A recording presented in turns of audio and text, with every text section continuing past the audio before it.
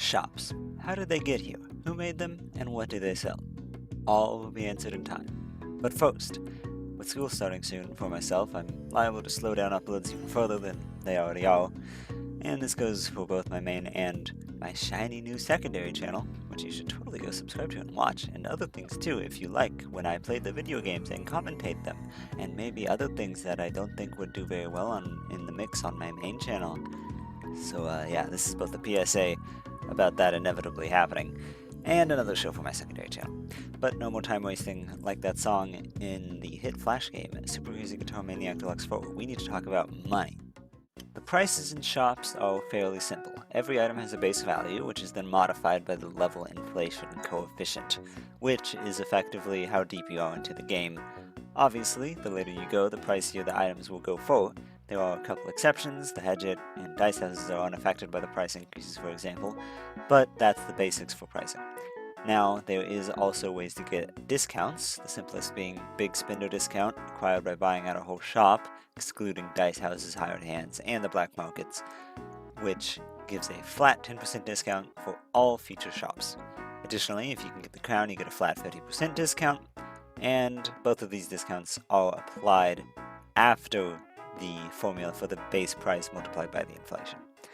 And lastly, for discounts, the black market, being brought up again, makes all prices go back to those of 1-2, which, fun fact, was also a buff made to the jungle to make it more viable that wasn't originally in the game. But lastly, in general, the true crown doubles shop prices, and moreover, it negates any discounts you might have, so things will be rather expensive, needless to say. But that's everything for money, so let's get down to what kind of shops there actually are. Starting with your normal shopkeeper's shop, we've got the general store. Signified by a bag on the sign, it's probably one of the most useful ones.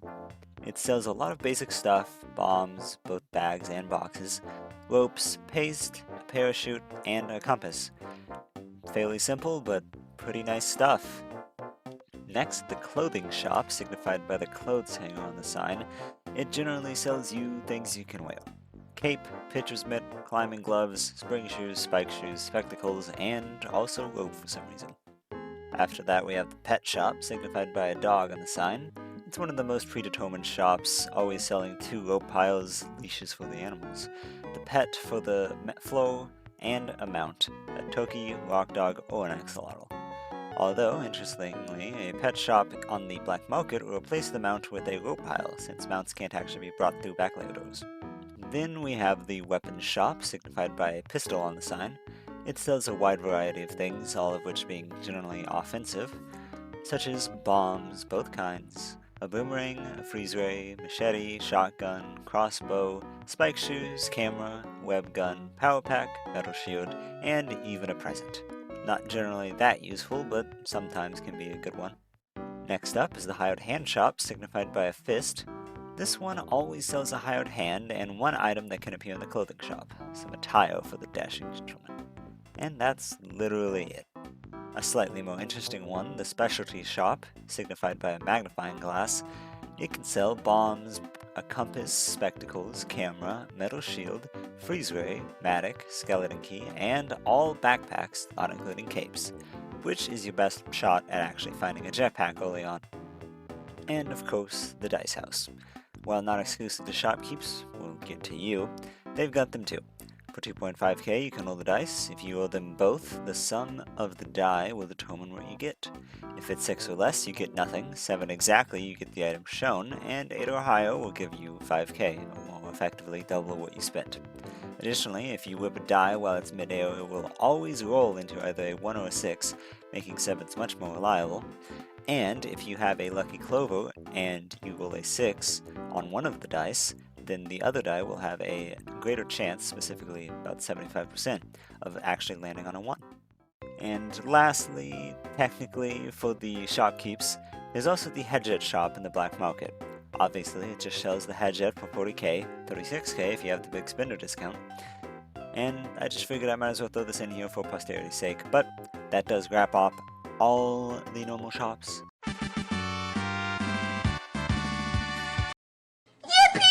So, onwards to the special ones. First off, the ton shops. I won't be discussing the set challenges, specifically the moon that can be found on 2-2 through 2-4, stars on 4-2, and the sun on 7-1 through 7-3, as they're all set rewards, but rather the actual shops that can be found only in the back layer, which can sell nearly every item a shopkeep can sell, including hired hands, although these start with full trust being a stat that determines how long a hired hand will sleep without being when put down, as well as be held before jumping out. The only exceptions being presents, a skeleton key, and mounts. She can also sell stranger things, those being royal jelly and a straight-up plasma cannon, for large prices of course. Additionally, she sells all items at a 5% discount passively, but if shopkeeps are mad at the player, then it rockets up to 50%. And of course, don't walk in with a true crown, or she'll just try to kill you on the spot. Moving on. Next up is Yang's shop, which firstly will only appear if you bring him 2 living Tokis to his pen. He'll then later appear on 2-1, either route, running a pet shop, which always sells 3 Tokis and a rope pile. Also, apparently, if you buy a Toki from his shop, it also increases Toki spawns in future levels. The more you know. Halfway through now, the caveman shops also generate in the back layer, generally selling things for very cheap, although those items usually aren't very good. Those being a rock, skull, pot, wooden arrow, boomerang, the pet, cooked Toki, or, very rarely, any other item that can be sold in by a shop, by about a 1% chance for those curious. Also of note is that if you anger the caveman shopkeep in some manner, it will prevent any future caveman shops for the rest of the run from generating, and also making caveman spawns more common for the rest of the run. And lastly, for the more traditional shops, and most interesting in my opinion, the Geist shops, yes, plural. If you didn't already know this, the Geist shops can only be accessed in 2 levels, 1-4 and the Eggplant World, only if a player is cursed. They'll contain 3 presents, each with unique loot, and of course the Geist shopkeep himself. The shopkeep is of note, as if you anger them in some manner, they'll chase you the same as the ghost does. Additionally, and more useful, if you destroy the corpse attached to the Geist, or photograph the Geist, it will disappear and let you take the presents without aggroing the shopkeep. Of course, you could also buy the presents, but they are quite expensive. Interestingly, if you walk in with a true crown, only in Eggplant World, presumably as it's not normally possible otherwise, the caveman corpse will instead be Tun's corpse. She isn't aggroed by this, and in fact it makes her completely absent from the Sun Challenge if you're lucky enough to get it on 6-3. But as for those presents, they have a 1 in 4 chance to contain backpacks, weapons, a Kapala/clone gun in dwellings and Eggplant World respectively, or a bag containing 12 bombs and ropes. None can appear more than once, so each present will be unique, generally quite valuable and worthwhile, with the caveat of that higher risk, higher reward from cursing oneself. And for the final shop of sorts is Madame Tusk's Dice House. It typically spawns on Tidepool 4-1, however, it can be pushed further into Tidepool, albeit not on 4-4, with poor liver generation. It's a typical dice house, but with a steeper price of $5,000, and being able to give 5 items before being finished. If you manage to get all 5 items, then you'll be given an invite to Tusk's Palace of Pleasure on 6-3. You can still go there if uninvited, however they just won't be so happy about that. There's also a mysterious locked door at her place. However, if you want to know more about that, check out my guide all about Sparrow and her questline, Shameless Self-Promo. While not particularly reliable, dice houses can give a myriad of useful things, so if you have the money, I'd recommend playing it. Plus, the additional bonus of some free health in Neo Babylon is pretty nice too. And that's about it. Shops are an integral part to any Spelunky run, and I think everyone can agree on that. While most people probably already know the basics of what some shops have, you might not have known all the ins and outs of them.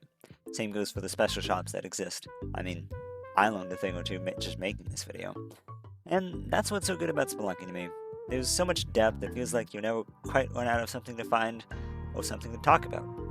It's what keeps me coming back to the game and trying to do extremely hard challenges. And I hope that, if you feel the same, you'll keep coming back to learn more. So, thank you for watching. If you made it this far, feel free to show some support however you want. Like, subscribe, comment, whatever. And I hope to see you next time. Bye!